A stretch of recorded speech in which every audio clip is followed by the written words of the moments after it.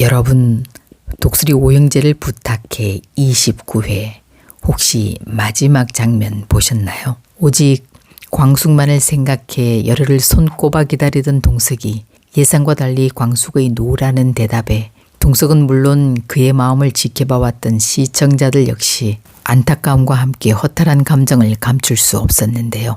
과연 이들은 이 엇갈린 감정의 고를 넘어 다시 설레는 로맨스를 시작할 수 있을까요?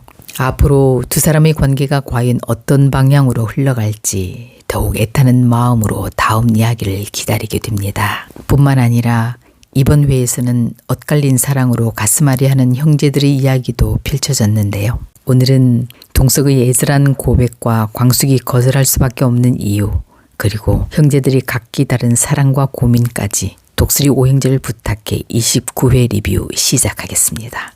지난 28회 엔딩에서는 독수리 술도가가 위기를 극복하기 위해 형제들이 각자의 재산을 모두 내놓고 한 지붕 아래 모여 살기로 결심하며 끈끈한 가족애를 보여줬는데요. 앞으로 이들의 가족사와 로맨스가 어떻게 펼쳐질지 기대를 모으고 있습니다. 특히 동석은 광숙에게 고백 후 답을 듣기까지 신중한 결정을 위해 열흘 동안 만남도 전화도 하지 않고 오로지 하루 단 한 번의 문자만 허용하기로 했습니다. 29회는 형제들이 활기 넘치는 아침 체조 장면으로 시작됐는데요. 흥수의 구령에 맞춰 오남매의 아침 체조가 끝나고 고자동까지 함께 아침 식사를 하게 됩니다.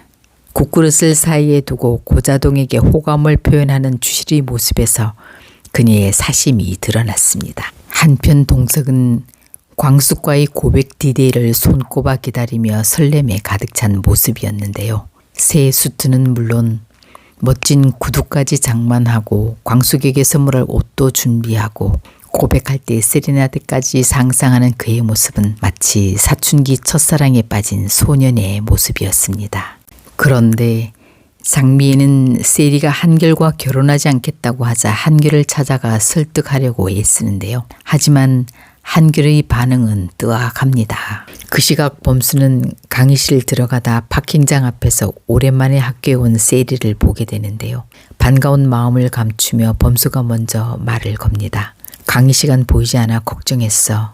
나 이제 본가에 들어가서 이제 한이 봐줄 사람도 많아. 그러니 한이 걱정은 하지 말고 너도 편안하게 결혼 준비 잘 해. 범수는 마음에도 없는 오지랖 충고를 합니다.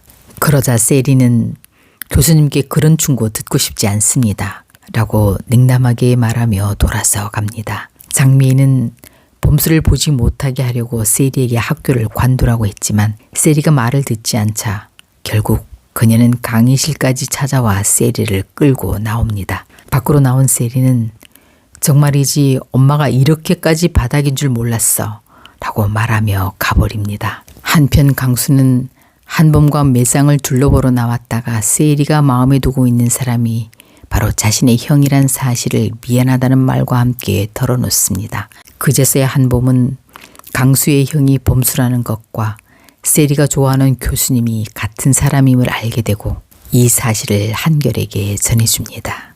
천수는 편의점에 들러 청소하고 있는 미순을 보자 앞으로 청소는 틈틈이 자신이 와서 하겠다고 애정을 드러냅니다. 그때 옥분이 편의점에 나타납니다. 옥분은 흥수에게 마음을 얻기 위해 토스트 가게를 열어주기로 했다는 이야기를 하며 흥수와 하룻밤을 보냈다는 충격적인 과거까지 슬쩍 흘립니다. 새로운 가게 오픈을 앞두고 옥분은 흥수에게 두 가지 조건을 제시하는데요.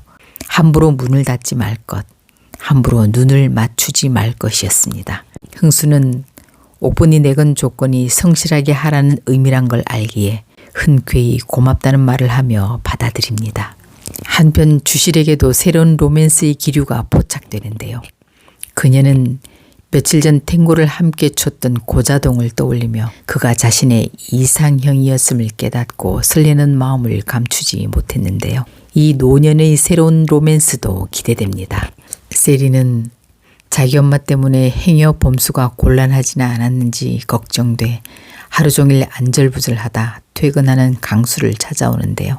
세리는 강수에게 자신의 마음과 상황을 털어놓으며 가끔 한이 사진을 보내달라고 부탁하고 갑니다.